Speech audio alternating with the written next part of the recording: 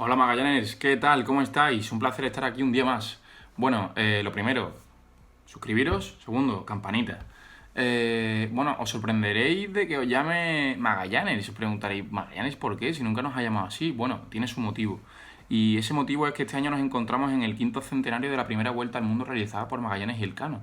Y como tal, para mi universidad tengo que hacer un trabajo, en concreto un reportaje, sobre algún aspecto de esta vuelta al mundo. Y entre mi compañero Fermín y yo hemos decidido hacer una pequeña oda a un personaje, no de la vuelta al mundo, pero sí que fue clave en ella, llamado Marino de Tiro.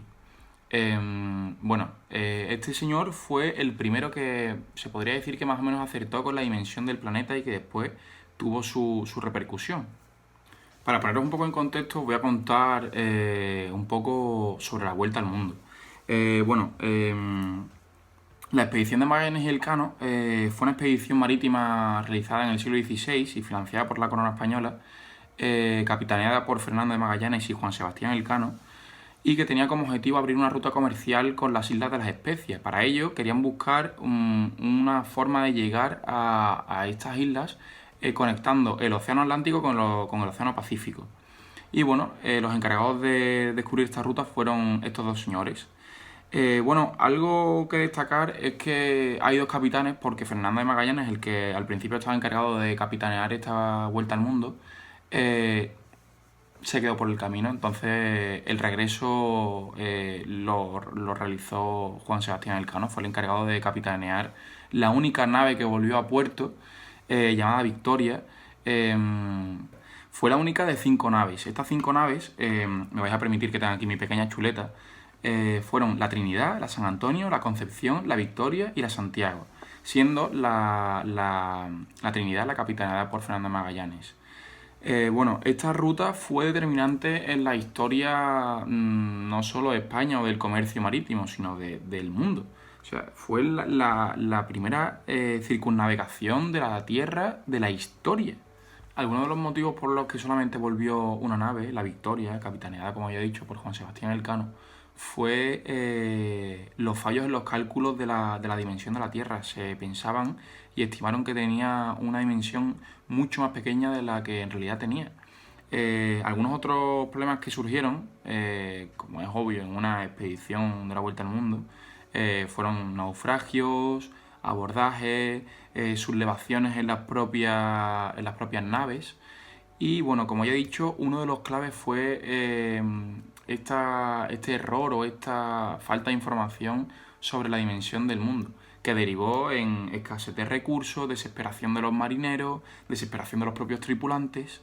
Y bueno, esto supuso que la nave Victoria llegase no solo en malas condiciones, sino con muy pocos tripulantes. Solamente regresaron a puerto 18 de los 239 que comenzaron la expedición, y estos 18 volvieron en unas condiciones pésimas. La mayoría volvieron muy enfermos y casi muertos. Volviendo sobre nuestro protagonista, Marino de Tiro, tengo que decir que, bueno, para contaros un poco quién era, de dónde salió, en qué época vivió y tal, era un geógrafo y cartógrafo de la ciudad de Tiro, de la antigüedad, nacido en el siglo V a.C. aproximadamente. Y sinceramente hemos buscado mucho y no se conserva apenas nada de su obra ni de su vida. Probablemente se quemó en el incendio de la Biblioteca de Alejandría, de la que fue director, y ahí se perdería quizás biografía suya, información que podríamos haber obtenido sobre él, o incluso referencias en las que se basó y en las que otros utilizaron para contar su vida. El mapa sobre el que trabajó principalmente Marino fue el mapa de la Ecúmene. La Ecúmene, podemos decir que es un mapa eh, que lo crearon los romanos, por así decirlo. Bueno, lo crearon, apareció en la época romana, y el mapa de Ecúmenes delimita principalmente aquellos territorios que se pueden considerar como conocidos. Es decir, en la época romana, si no se conocían las Américas, el mapa de la Ecúmenes, por supuesto, que no aparece en las Américas. Entonces, bueno, para no confundir más, la Ecúmenes es aquello que se conoce que se ha estado o que no se ha estado, pero se ha visto, por así decirlo, ¿vale? Entonces, bueno, esa fue su principal obra, dedicarse a corregir el mapa de la Ecúmene. Y bueno, Ptolomeo también comenta que hubo un tercer volumen, una tercera obra de nuestro Marino de Tiro, que se dedicó bueno, se centró en el tema de los movimientos astrales, el movimiento de las estrellas.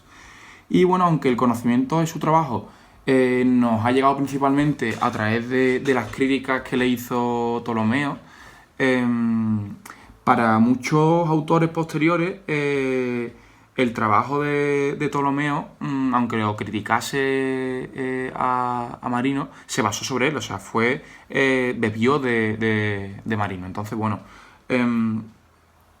como cita el propio Ptolomeo, y leo en mi chuleta, el último de los cosmógrafos de nuestra época que se dedicó con gran interés a esta materia, pues sabemos que investigó muchas cosas que no se conocían hasta entonces. Además, habiendo recogido con sumo cuidado los relatos de casi todos sus predecesores, no solo corrigió aquello en lo que los otros se equivocaron, sino que incluso lo que él mismo había tratado incorrectamente, como puede observarse en las ediciones de su cosmografía ilustrada, con sus numerosas rectificaciones. Entonces, bueno, se puede decir que Marino fue un nexo de unión de muchos puntos distintos de información. O sea, unió a sus contemporáneos, a sus predecesores, a los romanos, a otros expertos en la materia. O sea, es muy interesante la obra que hizo Marino porque además también supo incorporar los nuevos descubrimientos y trasladó en el mapa la información proporcionada, la información de distancia proporcionada por mercaderes y por informes oficiales que le proporcionaron expertos en la materia que hicieron por tierra y por mar. Todo esto también se hizo gracias a la observación astronómica. Como ya hemos mencionado antes, este hombre marino, el tercer volumen que se supone que hizo, lo realizó sobre los movimientos de las estrellas. Entonces se basó tanto en las distancias medias en tierra como en las observaciones de las estrellas para trazar y determinar coordenadas, algo que me parece, para concretar un poco, su método cartográfico consistió básicamente en localizar sobre una retícula geográfica ortogonal la posición astronómica de determinados lugares, los puntos de control, y sobre ellos trasladar las distancias medidas y los rumbos obtenidos sobre el terreno en estado de jornadas de navegación. Ptolomeo, al igual que también se basó en Marino para realizar muchas de sus obras, lo culpa de graves errores en las traslaciones de los puntos itinerarios. Al igual que otros autores también lo culpan de que, bueno, que es comprensible que en la época en la que se movía Marino, debido a la abundancia de datos que realizó, bueno, no que hubiese abundancia de datos en el momento, sino la abundancia de datos que él obtuvo, que bueno, que es comprensible que indujera a error. Por ejemplo, la sobrevaloración de las expediciones realizadas al interior de África por Septimio Flaco y Julio Materno. Y también otros errores, por ejemplo, la sobredimensión del continente asiático. Creían o estimaron que la zona asiática era mucho más grande de lo que en realidad era.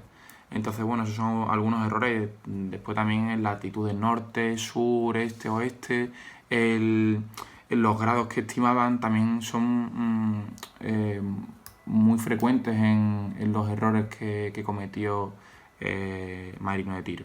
Si bien algunos autores desmitificaron el trabajo de Marino de Tiro porque decían que, bueno, que había podido cometer errores tan garrafales como los de sus predecesores, que son obvios y tan medidos, después de haber realizado ellos mismos unas mediciones del mundo, se asemejan bastante unas con otras. Por lo tanto, podemos decir que la obra de Marino de Tiro es, cuanto menos, muy acertada para los recursos que tuvo en su época. Gracias por estar una vez más aquí conmigo, chavales. Muchas gracias. Hasta luego, Magallaners.